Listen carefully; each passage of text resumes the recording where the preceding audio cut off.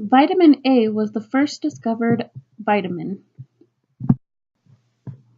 In 1912, Frederick Garland Hopkins found unidentifiable factors present in milk. 5 years later, in 1917, college students Elmer McCollum, Lafayette Mendel, and Thomas Burr Osborne found the same factors while researching the role of dietary fats, but it wasn't until 1920 these factors were referred to as vitamin A.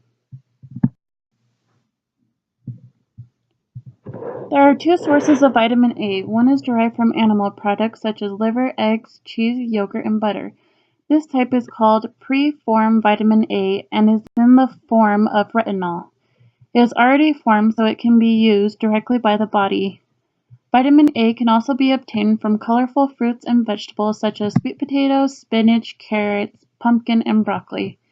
This is called provitamin A, and it enters the body in the form of carotenoids. The body then converts it to retinol after the food is ingested. Vitamin A is absorbed more easily with dietary fats. Since it is fat-soluble, it can stay in our bodies for weeks until our body needs to use it. We store vitamin A in the liver. Some weight loss substances, such as Oralist, will decrease the absorption of vitamin A, so it is wise to talk to your doctor when taking these medications. Vitamin A protects the cornea of the eye and produces pigment in the retina of the eye. It promotes good vision, especially in low light. Vitamin A, which is also known as retinoic acid, helps prevent aging by reducing wrinkles and age spots on the skin, as well as keeping the skin hydrated. Vitamin A helps to heal scrapes and wounds by rebuilding tissue. It is a very well-known ingredient in most acne medications. Vitamin A also helps with the immune system, helping white blood cells to fight against infections such as sinus, ear, and lung infections.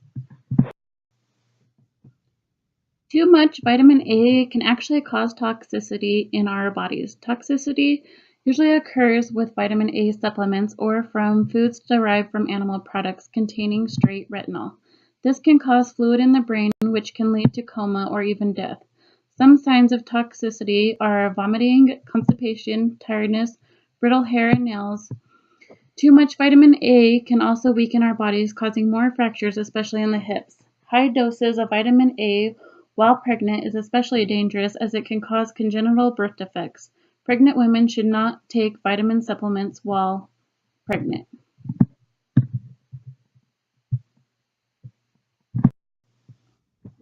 Vitamin A deficiency is rare in the US, but it affects a lot of people in other countries. The deficiency could be from several different things. It could be from either not eating enough of one of the sources of vitamin A, or there could be something wrong with the body's ability to convert carotenoids to retinol, or a lack of bile from the gallbladder. A lack of vitamin A can cause the cornea of the eye to become dry, leading to clouding of the front of the eye and vision loss. It can also cause damage to the retina, which would also contribute to the loss of vision.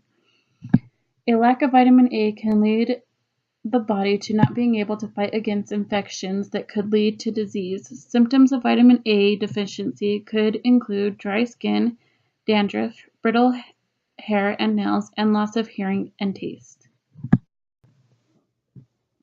The chart on the left shows the amount of vitamin A we need each day. The chart on the right shows some of the food that we can eat to obtain our daily values. This is in RAE, retinal activity equivalents. It is important that we are getting the correct amount of vitamin A. A too little or too much could cause damaging effects.